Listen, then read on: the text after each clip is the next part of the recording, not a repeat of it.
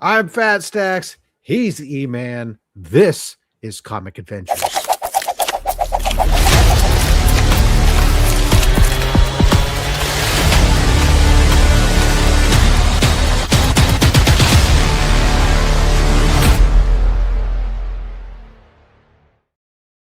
And like that, here we are. Now we flipped it that way. That way you're facing me. What the heck? You.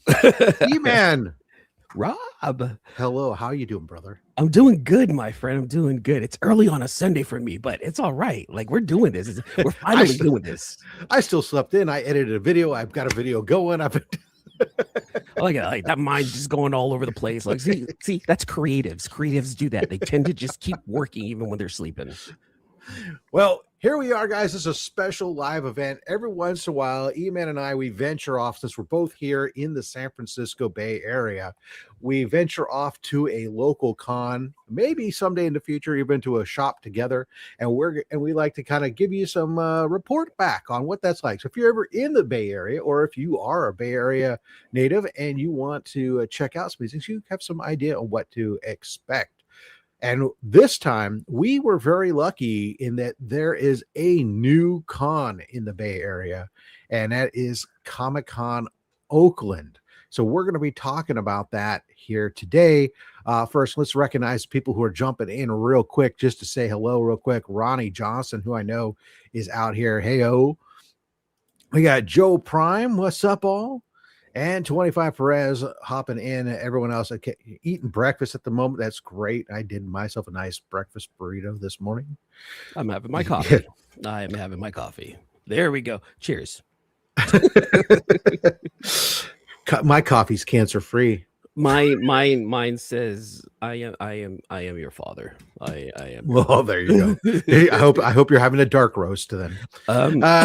Medium roast, and it has cream. So sorry. Oh, I know. Rob does not like it. I know. Oh, no, Rob's a purist. He wants his coffee black like his soul, and I water mine down with milk and sugar. Anyways, comics is what we're here to talk about today. So we're going to cover the Oakland Comic Con. We're going to talk about it on a couple different criteria. We're going to grade the con using the old comic book rating scale in each category, and then we'll give it an overall, and we'll even maybe share a couple big hits, not big full hauls, but of what's going on, and we'll show you some footage of what was going on at the con here too. So a matter of fact, why don't I just add that to the stage and get that playing right there while we're talking here. Oakland Comic Con, the venue, we were at the Oakland Convention Center hotel ballroom, whatever, and it was a nice, easy place to get to. From that aspect of it, I thought the layout, the signage was phenomenal. Once I found the parking, that was the hardest part, was finding the entrances to the parking garage. And if you're not from the area, you're not going to know exactly where to go. I went around and I'm like, there's got to be an entrance here somewhere. And then like, oh wait, so there it is. I'm used to like signs that say parking here.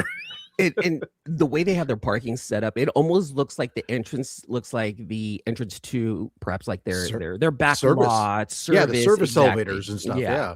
And it's not. It's actually the parking lot for the convention center. So that is probably the hardest part about getting to this con. But once you get there, like you said, signage was phenomenal. Yeah. Once I walked out, signage was everywhere. As soon as you walked out the elevator, bam, here you are. There was parking validation. Right? Yes, that was amazing. I was like, $35 all day for parking. I'll eat that up. I was looking for parking on the outskirts too, but I said, forget it. I'm running late. Let me go in, and they validated the parking. I think it was like half off or something like that. Yeah, that was great. And then you walked in. I mean, it's a simple floor setup. It wasn't big, and that was I'll tell you, my biggest concern going into this was seeing the floor plan, and seeing how small it was. Now I would probably say almost nearly about 4/6 was allocated for Artist Alley, and then the rest of it was vendors. And so it was a lot of nice local stuff, which we'll get into here in a second. We get into the vibe and stuff. But as far as layout, signage, accessibility, that was all good. Bathrooms were good. Comfort wise, I thought was good. It was open aisles. Now we both went on Sunday. Yeah. I didn't go on Saturday. I don't know if anybody went to Saturday or not. But Sunday seemed very lightly attended. And the reason for that was because it was on Mother's Day. So Yeah. that's probably one of the worst things about this con. And it's not even really a bad thing. It was set up on Mother's Day. So maybe for those who are like, I'm okay, I can go to a con on a Sunday on Mother's Day. Perfect. Because as you see in the video here, it wasn't crowded, but that's not a bad thing. Do not take that as a negative thing. It just so happened that it was held on Sunday.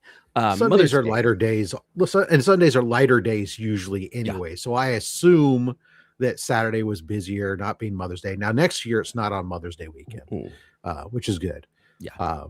So Sunday was light, but the aisles were wide open, and I thought it was from a venue organization layout. It was good. The people organizing it are, from talking to several vendors and artists, are experienced. They're veterans from the Bay Area.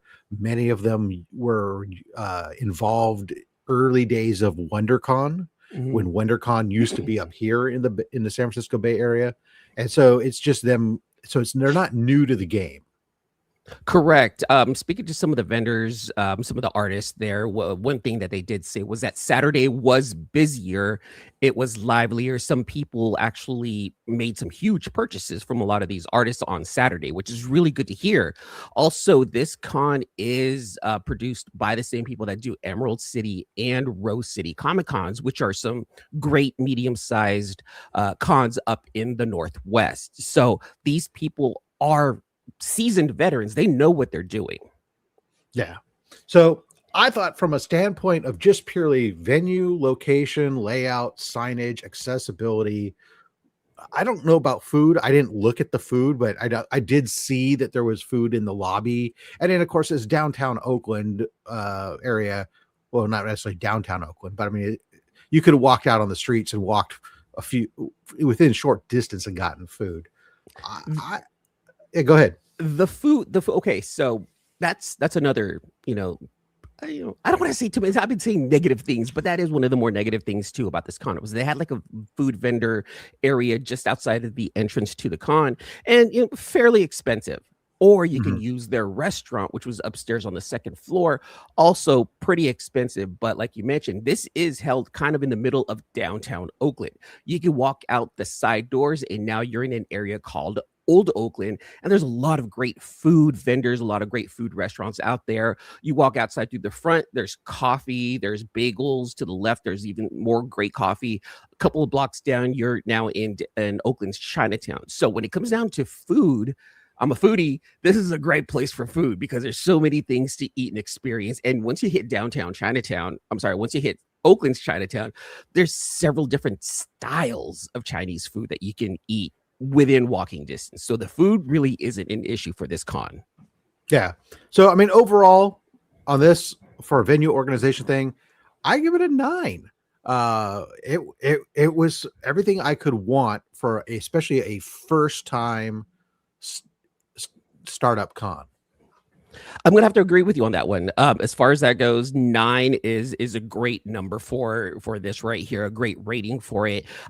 I do wish it was a little bit bigger, but like you said earlier, 2/3 of this floor was dedicated to Artist Alley, which was great.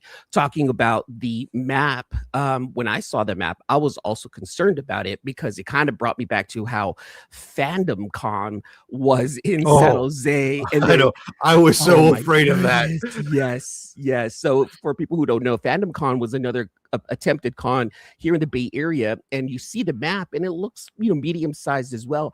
But the execution of that con was absolutely atrocious. And I was afraid that was going to happen here. But no, again, like what we said, seasoned veterans were in charge of this one. And it was well organized. It looked like the floor plan. It was great. I just wish it was just a little bit bigger. But that is also not a gripe. I think it's a perfect con to go just for one day. You don't have to go 2 days. One day, I think, is just fine. Well, you had another thing is there was another con just an hour away over in Stockton Con that was going on that was pretty or Oh, was it Stockton? No, it probably wasn't Stockton Stockton. I'm Con. sorry. No, it wasn't. It was it was one of I don't know, maybe it was Stockton Con, maybe it was one of these other I don't think it was Stockton, but there was another con that was going on just in the Central Valley uh Mhm. at the same time. Yeah. So If it it is wasn't Stockton Stockton because Con. Stockton No. it wasn't Stockton because Stockton is coming up, but it was another one. But Oh, okay. anyway, same people who run Stockton Con run it, and it was going on simultaneously. So I know a lot of vendors who were there, so that would have also limited uh, that from an aspect. But let, let's move on to the next thing, and that is the crowd and the vibe of this particular one. I'm going to add this back here and see if I can get this to restart here. Let's just can I run this back? Yeah, let's let it run Run it again back. while we're still talking. Mhm. The crowd and the vibe on this one. Obviously, we kind of touched on it from the size of the crowd on Sunday, not massive, not big, but and the space was small, was wide open, plenty of space to seat. I liked that this was a very family friendly con, Yes. and there was a lot of local flavor to it in when you went through the artist alley and stuff. There was so much of local creators, and Oakland has a lot of local independent comic book creators and such that are going on there, as well as artists, a rich artist history in Oakland. And that was on display here, as well as some of the normal stuff that you see at the cons. 100%. There, like you said, a lot of locals were there, big time locals that were there. And also, Eric Larson, who's from the Bay Area. He's just a hop, skip, and a jump away from Oakland. He was there. He had a table. Spawn cover artist Don Aguilio was there. There was a lot of also, independent creators, people that I've known from previous cons that were there. So you had like a good, gamut of artists there from the Bay, mid-dependent, all the way My man to Scott Morse right there there you from go. Oakland. Yeah. Yep. It was wonderful to be able to display and allow our artists to say, hey, look, we have a con. I'm from here. Come and hang out with us because we're trying to build this up right here. We didn't. I'm not saying we didn't need bigger artists. It would have been great, but at the same time, this is one of those cons where it felt like this is like you said, locals are on display, not for locals only, but highlighting the locals, which is I think the most important thing. I think we had the two biggest that were originally booked were ones that backed out, unfortunately, at the last minute, right? With John Jang and was it Dave? I can't remember now. I'm losing it, but there were two pretty big name artists that unfortunately had things come up at the last minute and had to make changes to their thing. But aside from that, I mean, that made for a nice vibe. I thought from a standpoint of the demographic, it was definitely a mixed group. There was a lot of older collectors there that I talked to that were there because they remember WonderCon before when it was up in the Bay Area.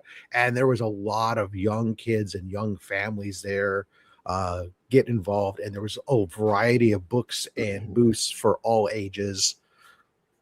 And the big surprise to me was actually the vendors. I didn't know what to expect coming in. I knew a lot of comic collectors going to this other, or comic vendors going to the other venue that was going on. I didn't see a lot of comic vendors in the preview list, but it turned out that was because a lot of them just didn't fill out the survey to have their stuff. There was they were required, the vendors were required to fill out a survey description about their booth and like submit a picture and stuff. And a lot of these guys just didn't do it, didn't bother or whatever. And so they didn't get listed on the website. And so what you ended up with when we got there was a lot more comic vendors than I thought. I was expecting 2 or 3 maybe and a bunch of toy stuff. like we see a lot of times, but this wasn't. They really built this focused as a Comic Con. Mm-hmm.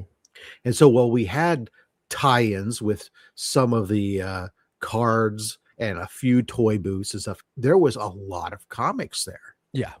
100%. I'm with you. I was thinking that there was going to be maybe 2 or 3 comic vendors. There was probably about 5 or 6, but 5 or 6 decent sized comic vendors. So you can go in, you can dig around and look for something. Now, of course, it seems like a lot of them were just kind of they're tipping their toes into this, just checking it out just to see what it's like, and hopefully it grows next year. And we see more of the bigger comic book vendors that we're used to, like Cape and Cal, A1 from Sacramento. Like it would have been nice Cape to see and those Cal, again. I was really surprised not to see at Oakland Con, given it was in their backyard. But Exactly. 100%. I was expecting them there too. But what I love about it, as we get right to this booth, is one that is flying by here. There was booths like this where this guy had like basically $20, a box of $20 books, and everything else was like, here's a couple of boxes of $5, here's a couple of boxes of $1 books, and here's some 50-cent books.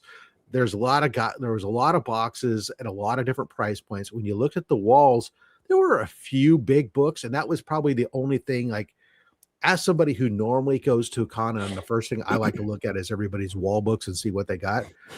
Nobody came to this con setting up with wall books that were like ridiculous monster books, right? These were, everything that was here was very accessible. So I think this was a very much what I would refer to as an everyman's con. There was stuff there for all collectors. If you wanted to be a really, really big guy collector, maybe this wasn't the right con for you. But aside from that, this was a great con.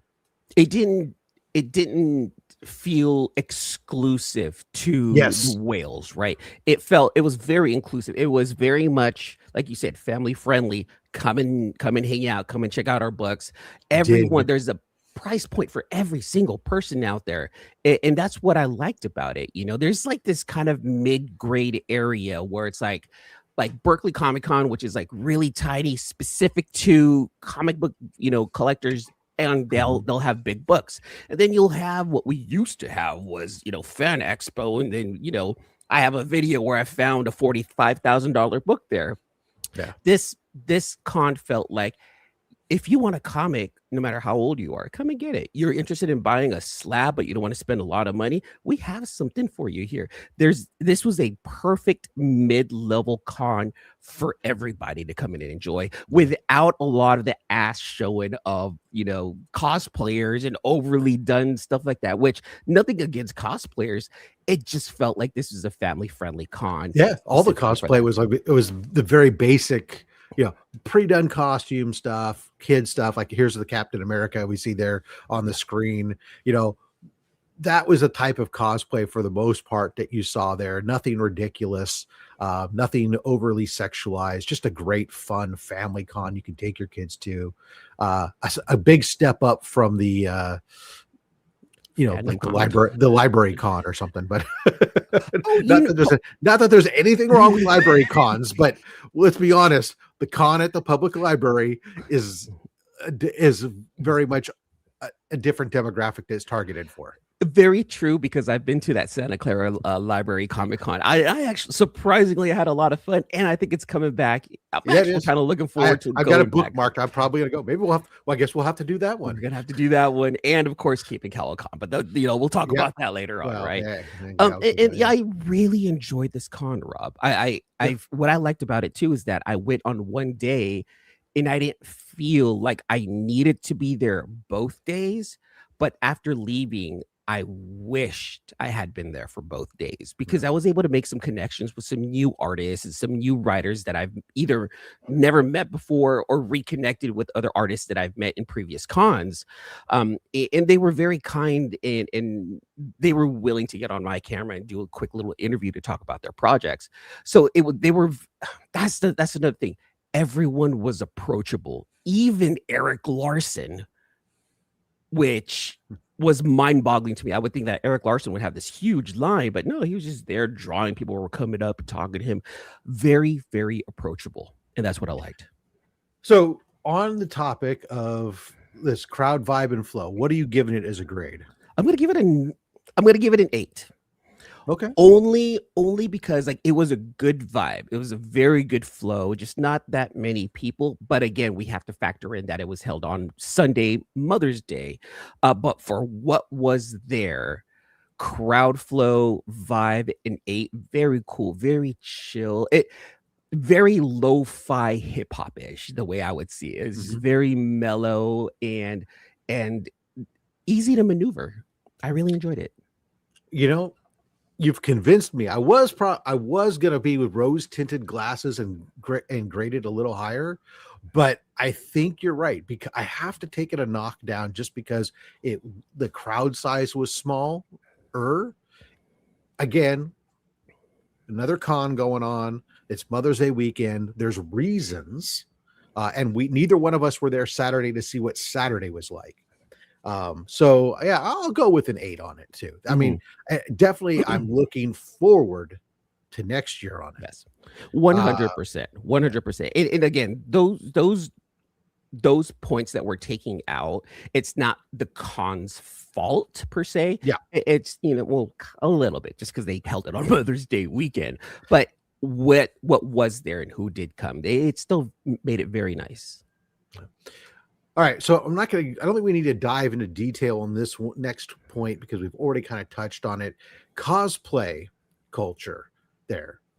Again, very basic costumes from what we saw, aside from the guy with the robot Dalek Yeah. driving around, and kid friendly, everything else.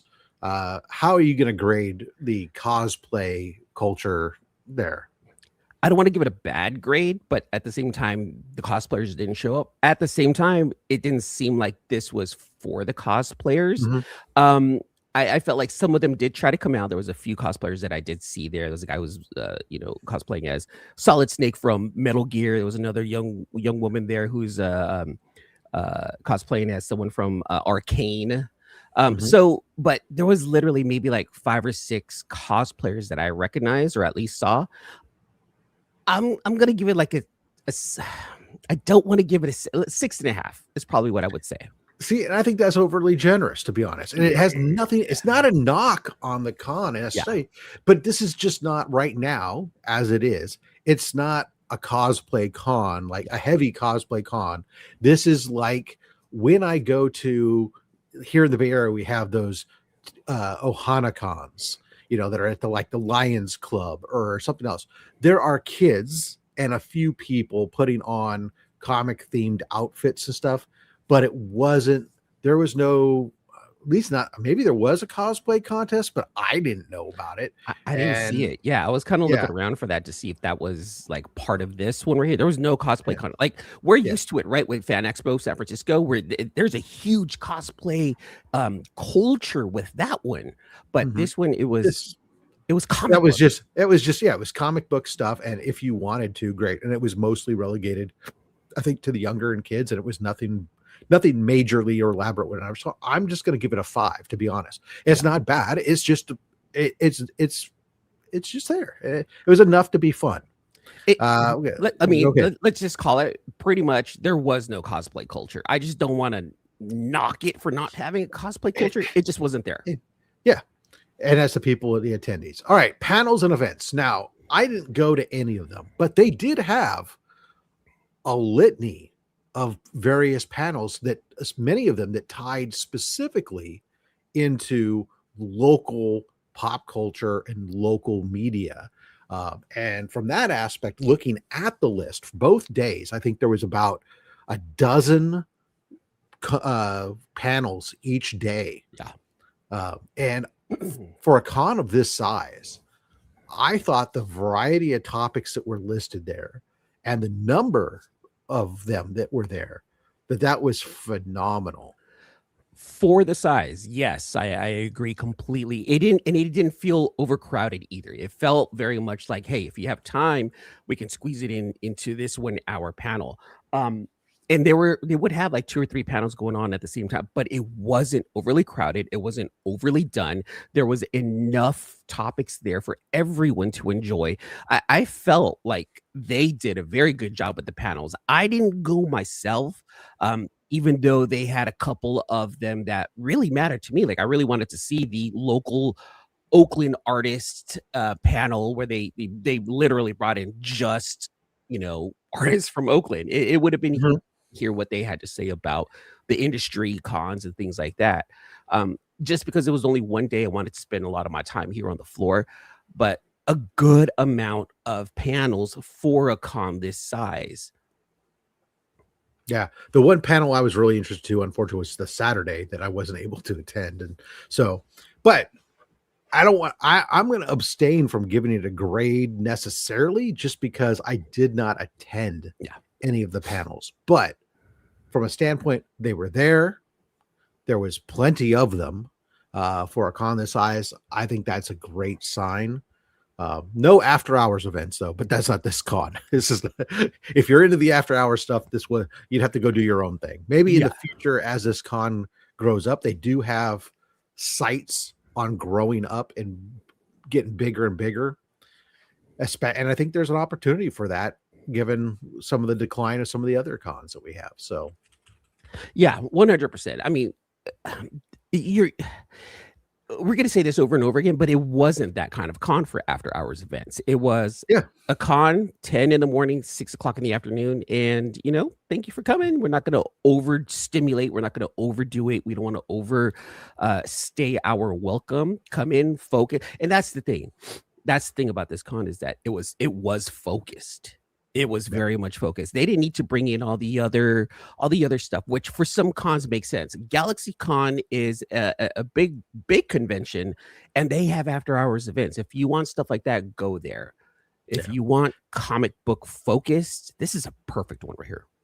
I will say one of the pseudo eventy or just display thing I thought was kind of cool. Around the perimeter, you had, or at least down the sides, I should say, you had the usual, some of the stuff you had, the local library and some of the other stuff that was there, but there was like the retro video gaming stuff where they had an Atari 2600, the original Nintendo, and they hooked them up, thank bless them, to proper CRT TVs to sit there and play them on as they were meant to, not any of this let me just throw it into a modern emulator TV type thing. Yeah.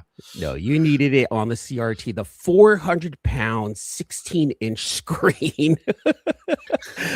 And what was great about that little retro area was that it was tied to the Oakland Museum of, I think, video games, or Oakland Museum of Tech or something like that. And it was really cool to see something like that. They didn't have a big area, but it was very, very interesting. I saw a lot of kids asking their dad, like, "Hey, Dad, how do I do this? How do I do?" It was really like that. Seeing that was really, really cool to hear kids try something retro without I don't want to see this. This is not in 4K.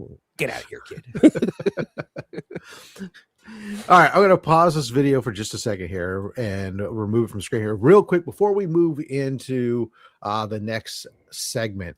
I do want to pause for just a moment because this is live streaming on my channel as well as yours, but on my channel, I am required to acknowledge the henchmen and Goon Squad members who are supporting the channel. All of the revenue that's generated by Rob's FatStax channel goes to support Comix Curing Cancer, an official charity campaign of the American Cancer Society. So if you're watching this over on E-man's channel and you don't know me, by all means, hopefully you'll check it out and give us a subscription. But here's to all the henchmen paying at that $3.99 a month supporting Comix Curing Cancer.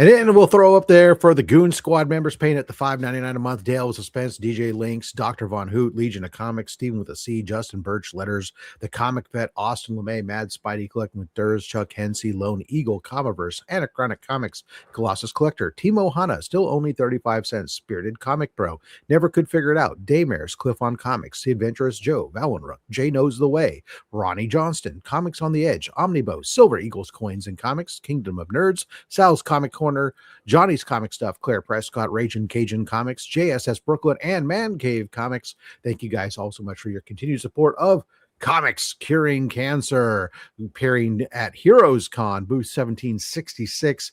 Make sure you check out that con. That is one of the greatest cons. E-man, you had the chance to attend last year Heroes Con. Thumbs up, right? Yeah, thumbs up. That was a tough trip to plan for me, but I'm so happy I had made that one right there. And then I ended up cutting a video for C3 last year, which kind of thinking about it, I think it's still posted on it's posted on our it's pinned on our Facebook page. Thank you. So yeah, absolutely. It was really fun to make that specific video for C3, and I'm glad that I was able to cut it in such a way that it could probably still last a couple of years, you know? Yeah, absolutely. This year over there at Comics and Cancer's booth, they'll have a few exclusives. Every year we get an art book together with a bunch of different artists. This year, the A cover is provided by Bart Sears, well-renowned comic book legend. Creator of not creator of Turok, but well known for his valiant run on Turok and Exo Man of War. Here we got them fighting cancer. Gave us our theme, The Hunt for the Cure. We also have the B cover that is Martin Zavala, the Virgin variant there. We have the Stephanie Lavad Batwoman. This is going to be available in a rainbow foil. And then other covers that are available as well at Heroes Con only. These ones are still available for pre-order for those not going to Heroes Con. Link on for comicscuringcancer.org. The Matt Wilson Batman Beyond variant, the pre-order allotment sold out, but there will be more copies at Heroes Con, as did the Austin LeMay foil Absolute Joker, limited to only 25 copies. And then the big one, Monsters issue number 10. Mark Spears and Keenspot donated 500 comic run to Comics Curing Cancer. The pre-sale allotment sold out in 5 hours. So the rest of them are going to Heroes Con. Will be there. Anything that's left over will become available back on the site. So and may I add, the not overrated Mark Spears, the wonderful human Mark Spears. You know, he didn't have to donate. I do a cover, let alone 500. Give us the entire exclusive print run for that, where it isn't available elsewhere. As a lot of the other ones we've had in the past have been a shared exclusive or something. But that was all right. Of them. Yes. Yeah. Let's get back into the con. Let me throw it back up here and let that resume. Well, let's get into, and it won't be long here because we've already kind of touched on it, artists and vendors. Your impression, first off, of Artist Alley. We talked about the local vibe and stuff, but anything else that you want to add to that? Just, I'm not saying that we needed, like I said earlier, I'm not saying it was needed to have some of the bigger guys there. It would have been great to have seen John Jang. He not only is he, well known, but he's also, kind of a local celebrity. We love John Jang here because he's from San Francisco. I spoke to him directly. I'm not trying to pull anything here, but I was like, "Hey, man, is everything okay?" And he briefly told me what the situation was, and I was like, "Oh, that's totally understandable. Go, handle it." And it wasn't like a big, emergency. It was just he needed to handle some family things, which was fine. It happens, and that's why, artists have lives. Yes, they do, and to hear him say, man, I really wish I was there. I'm definitely going to be there next year. Like he asked me, like, how was the vibe? How was everything? And I was like, dude, like you were missed, but it was great to see everything there. I just do wish I'm hoping that it catches wind with some of the bigger artists who will eventually show up. Hopefully, will show up in the future. But for what we had there, I thought it was fantastic. Yeah. Fantastic. It gave us a chance to see some local artists with their independent books, non-published by a big name, publisher, but they're still there. Hey, look what I have. This is my passion. Let me show it to you. And then kind of digging back into YouTube and seeing what other people have had to say about Oakland Comic Con from their standpoint, and listening to other indie artists that I didn't get a chance to talk to. It sounded like everyone really had a great time from the artist alley standpoint, and the comic book vendors that were there. I think it was good, and I hope to see more. Yeah, the ones I talked to that I've had relations with, they were happy with it. They thought that they did well. They didn't know what to expect coming in. They thought the vibe was good. They enjoyed themselves. And I talked to I had a couple vendors that I know that were at other shows that reached out, that knew I was going to this. They reached out to me and asked me, "Hey, what do you think of this event? How was it?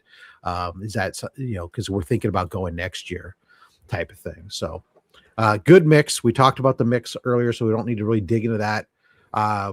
Pricing, we talked about, I think, and it's important to talk about when it comes to pricing. It was a good mix. Like we said, there was vendors that focused on just the low end. There were vendors that had a mix of low to high. When I was looking at, I didn't see anything that was tremendously out of line from a pricing standpoint. There was a few books where the tag price was, but then they had, signs on their bin that said like 25% off or 50% off everything in these bins. So you can forgive the pricing then, because you know what? Okay, well, but that pricing is half now. It's a fair price now. So I thought the pricing for the most part throughout the in the comic book world, I thought it was pretty fair. And those that were slightly higher, whatever, everybody there was willing to talk price and was very negotiable, or even forefront saying, "Hey, if there's something you want to talk, let's talk about." They know that this is a ebb and a flow thing, and if you got cash, they're willing to move, right? Yeah. And I'm going to leave that one up to you as far as like the comic book pricing goes, because this time around, I really didn't know what my agenda was beyond, let me go check it out.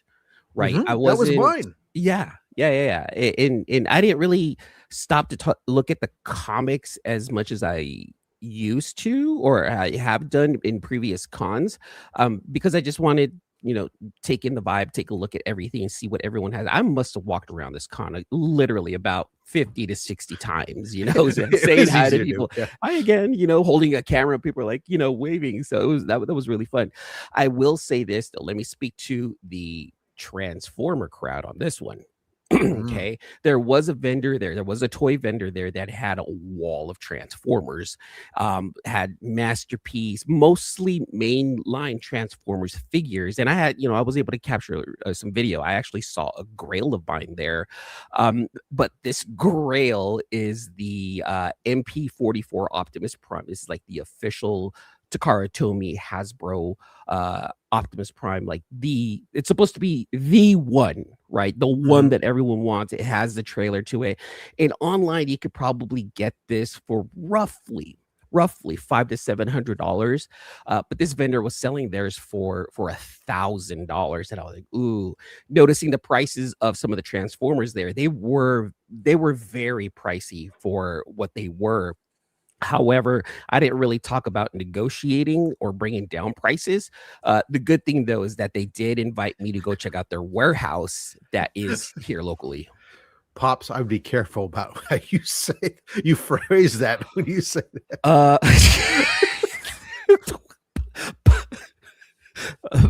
Pop, King.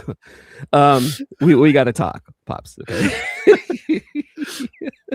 It's not what he means, guys. That's talking comics. Let's go ahead and cover for Pops here. He's talking comics. Right. Yeah, very much.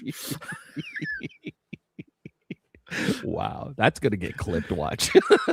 Well, fortunately, it was just a text, but yeah.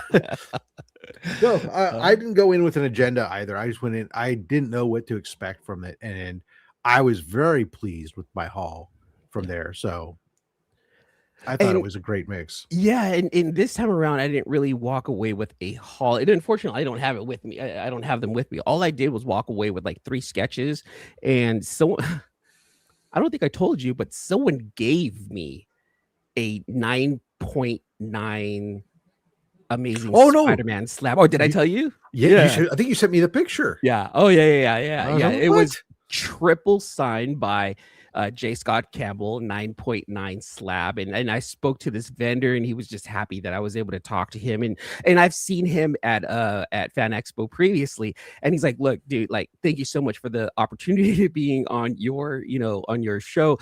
Here. As a gift, thank you so much for letting me do it. I'm like, no, thank you for letting me do it. He's like, here you go, take this. And I'm like, bro, like I can't. He's like, no, please, it's on me. So he gave me a 9.9 triple signed by J. Scott Campbell Amazing Spider-Man slab. I think it's that J. Scott Campbell blank slab.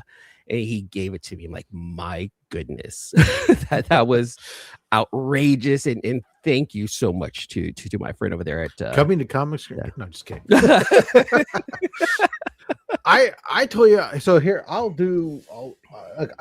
didn't bring my whole haul. Yeah. For this, but I'll show you some quick highlights, like for me, that like right.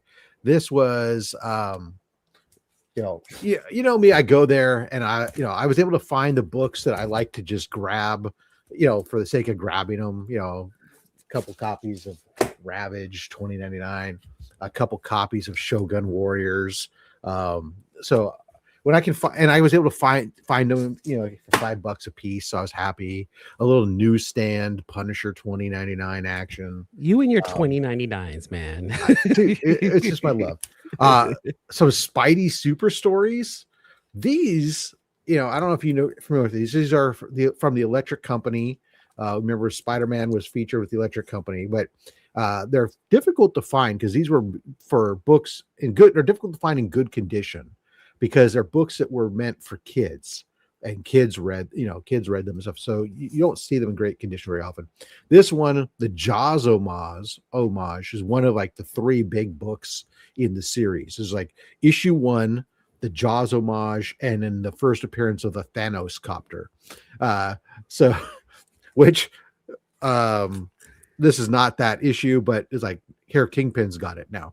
Anyways, this was a book I was happy to find. This actually, I had a vendor who'd been putting this aside for me, so I was happy to get to see him there, and he had it for me. So he was able to pull out because he knows that I like that.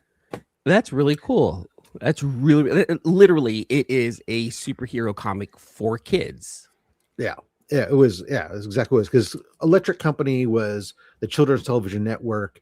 It was specifically focused on reading. Mm-hmm. And they did Spider-Man was a character that they had on the show, and this features Easy Reader, which was played by Morgan Freeman back in the of course. Alien Worlds. I get some badass sci-fi covers I found there. Here's a one shot. It's cold on this planet. Whoa. Just saying. Whoa. And then I've picked up, this one was a big surprise to me. I found All-Star Western 10, first appearance of Jonah Hex. So I was able to pick that up. This was a book that was on my 2026 hunt list, which is good. I was able to find nice Space Ace from Magazine Comics. This is interesting. Space Ace number 5, but it's actually the first issue to carry Space Ace, but it's actually like A1 Comics issue number 61, just to completely screw you up and understand that in the golden age they did weird stuff. We need more weird stuff nowadays, not gonna lie. I'd like to see more weird stuff. So it's the old Harvey comics, like, yeah, if I won, it's beat to pieces, absolutely 100%. These 3 were crazy when I found them in the box and they were tagged at $25 a piece. My eyes opened wide. Unfortunately, this vendor, I bought from him many times. He carries a lot of international stuff. He likes really weird and unique things. He's the guy, like, if you want like the bootleg Spider-Man from Mexico where Gwen Stacy's still alive, that he's your guy, right? And I'm sitting there and I see these Frank Frazetta famous funnies with Buck Rogers. Oops. And they weren't beat to hell. They looked good. I was, what the heck? And as soon as he saw me look at him, he goes, they're photocopy books.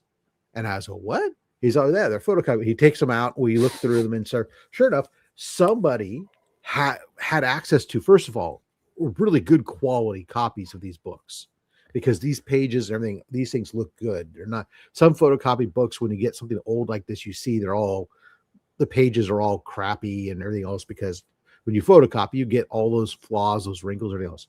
These were really good original copies, whoever had them. But the copies were phenomenal. They did it on really good paper, so it has a nice paper feel to it. And the binding on them is really, really good. So the point was, like, they were like damn near proper facsimiles almost. And I was like, I said, oh, I'm interested in him. He gave me $5 off each one. So $60 for the 3 of them. I was like, yeah, they're not originals. That's fine. The originals cost ridiculous money, but that's just fun. So you spent money on stolen property. I know someone in our industry, bootleg reprints from dead people. Yes. I know someone in our community is going to be against something like that. Good for them. Last thing I got, I picked up some original art while I was there, specifically then to donate to Comix Curing Cancer. And so my buddy I went to high school with, who was there, Scott Morse, who we first met over at his booth. We picked up, he did a book called This Ink Runs Cold, which was actually, here, let me pull out the book here first. And he was a really cool guy to talk to too. Scott Morse was really, really cool. So is this book called This Ink Runs Cold, and it's a series of 1-page stories that were written by a ton of different artists, some like Scotty Young and other stuff, and some that are up and coming. And they were 1-page stories, and then he illustrated every single one of them. And they're all sci-fi or crime noir themed. And so he did this book. He put this out. It's called This Ink Runs Cold: Short Stories from the Space Crime Continuum. And this was the original art that was used on the COA for the Kickstarters. They came with it. So I picked that up. And so during C3, this piece will be auctioned, and we'll also auction off with a copy of the book, which Scott then also did an original piece on the inside. That's dope. That is really, really cool. Yeah.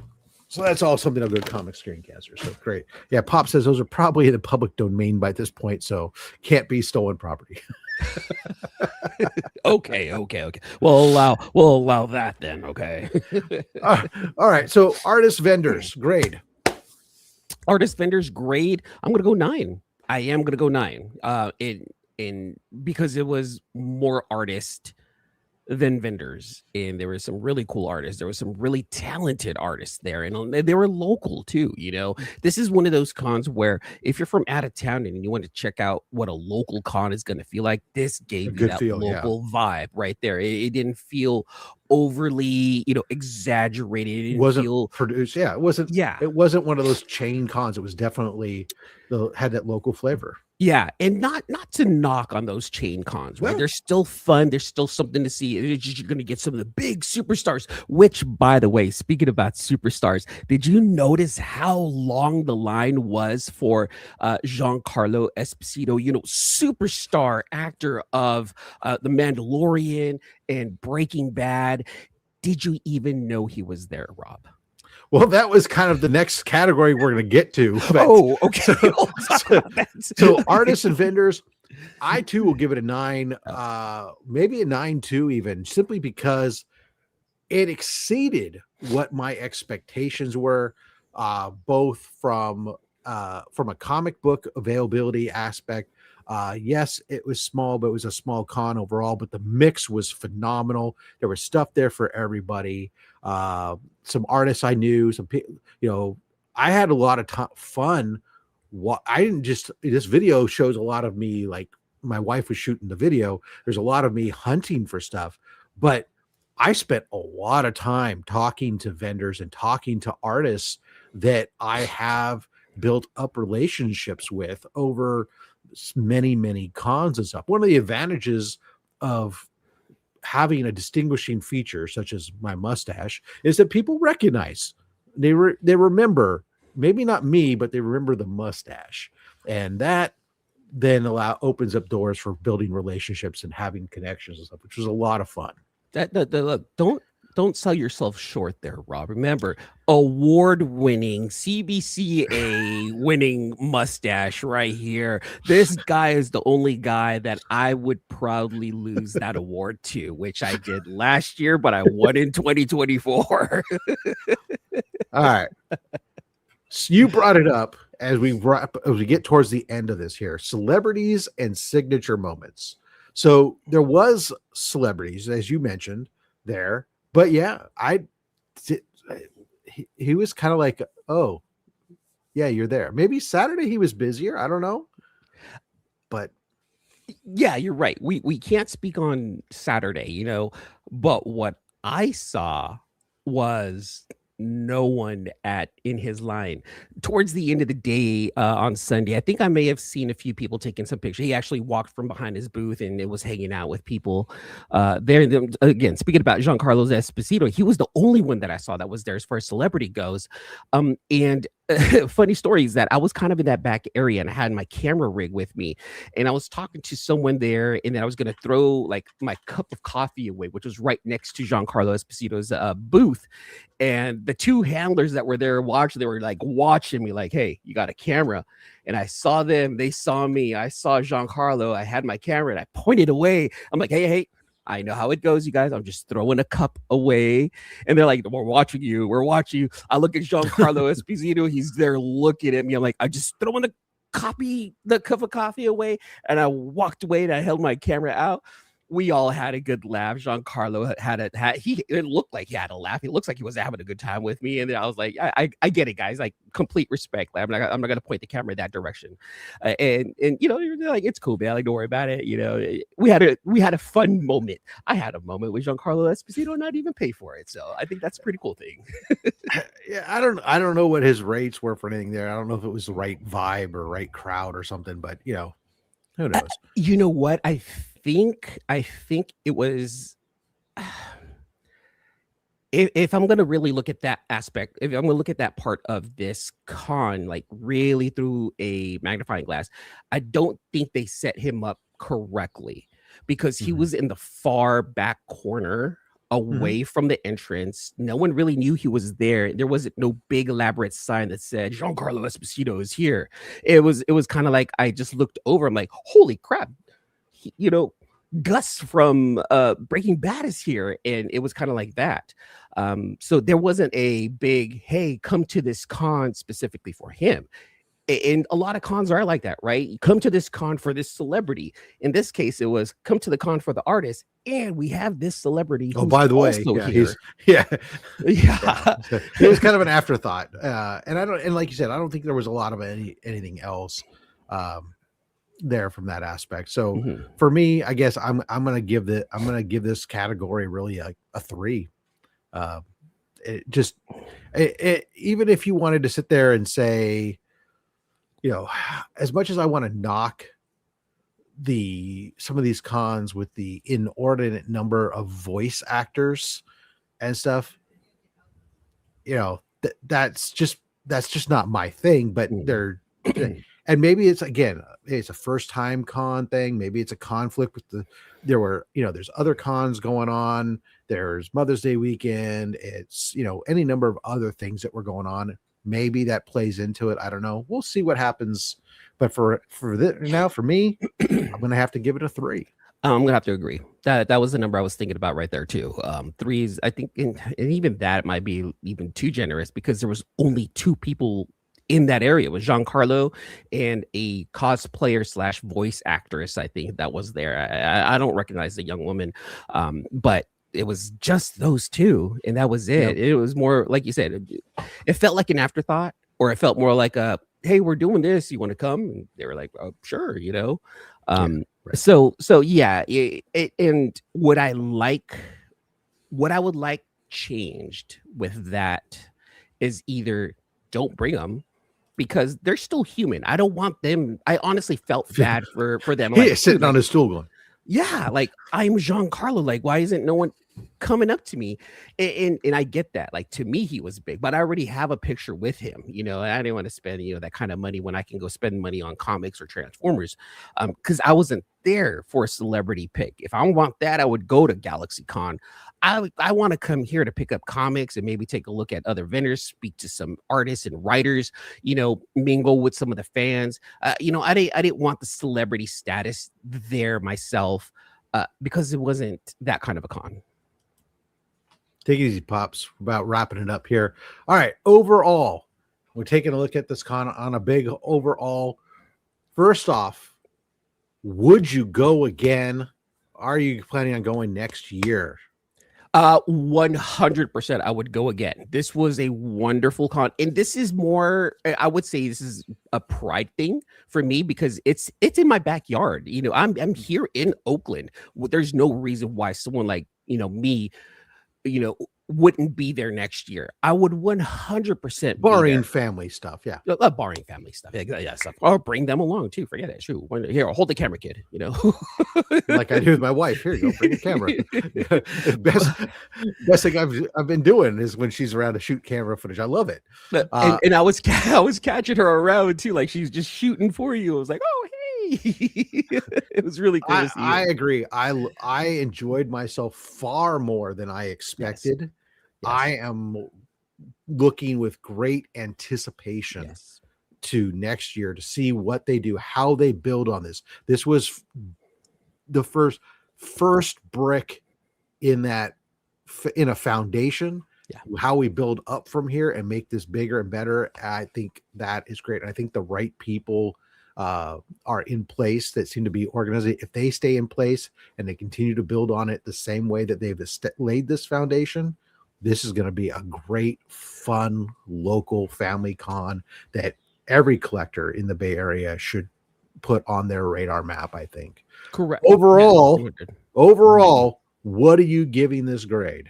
Overall, just thinking about the size, thinking about who's there, thinking about the vendors, thinking about everything, even people who weren't there, and even some of the people who could have been there. A lot of that factors into this number.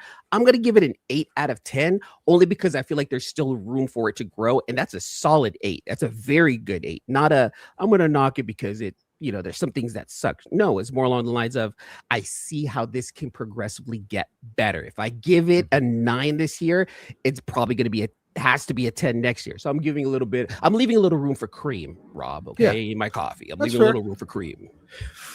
I also look, it's not a fully polished event yet, but I think especially when I go there looking comic book focused, for me personally, as a comic book first collector, and as this being the first, and there's hopefully only going up from here, I'm going to give it an 8.5. I think that I have to give it, much like Golden Age books get a little Golden Age bump because they're so, I'm going to give this the first con bump, give it that 8.5 to say, hey, it's not a perfect con, but this is definitely a great con in the Bay Area, and I'm all for it. Good job for the folks over there at Comic Con Oakland. Yeah, 100%. They handled it very well. They handled the crowd very well. They summoned the right crowd. And again, No knock on anyone else for wanting voice actors, cosplayers, celebrities and stuff like that. But what's nice is that this is focused towards the comic book collectors, and that's a very good thing in my opinion, because it gives those collectors a place to really look forward to every year now, instead of relying on some of the bigger pop culture cons where they may have to deal with cosplayers, celebrity, actresses and stuff like that, and they may not want that. It might be too big for them. Yeah. So did they start this as family friend? I don't know if that was necessarily their intent, but I don't think it wasn't their intent either. I think it was meant for an all ages, and it came off as that, and it just happened to be there was a great vibe there for it. Video looked like it was busy, but not overregarded. Yes, that was true. We kind of talked about that. It was Sunday when we were both there, and it was Mother's Day Sunday, so that could have played into the crowd. It was a first time event, and there was here in the Bay Area, just an hour away, there was a more established con that was going on, that there was bigger crowd, bigger audience, some of the bigger vendors there, and some of the bigger celebrities were there. So there was competition within close proximity, Mother's Day, everything else. So, but it was great from that aspect. If you know anything about Rose City and Emerald City Comic Con, it is the same people that held it. So maybe take a look at some YouTube videos. I want to say that the vibe is very similar, or that's the vibe that they're trying to go for, because, like I said, it's the same producers. All right, so we're at the 1 hour mark. Let's go ahead and wrap this on out of here to get on out of E-man. Before we head out, I want to give you an opportunity. What's coming up over there on E-man's World of Geek? Make sure, guys, by the way, if you're not following E-man or subscribing to him, make sure you go ahead and give him a follow, give him a subscription there. It'd be much appreciated. Some great stuff coming on over there, especially if you're into Transformers. E-man is your man. Thank you, Rob. Thank you.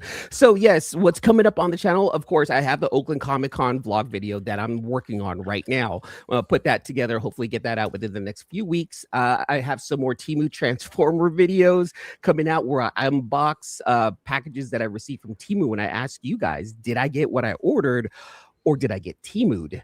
I have a couple of Transformer reviews coming up from a couple of figures that I do have.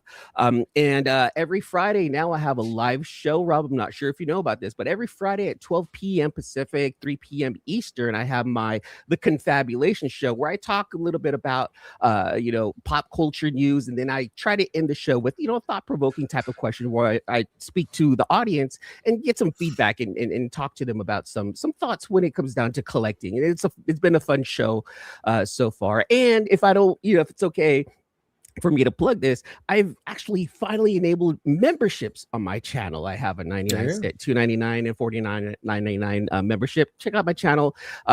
Every $4.99 membership, that's what I call the masterpiece tier, you guys are eligible to win a Transformer figure and a nice comic capsule with a good comic in it. I promise you, more than likely a Transformer comic in there as well. So check that out right there on E-man's World of Geek.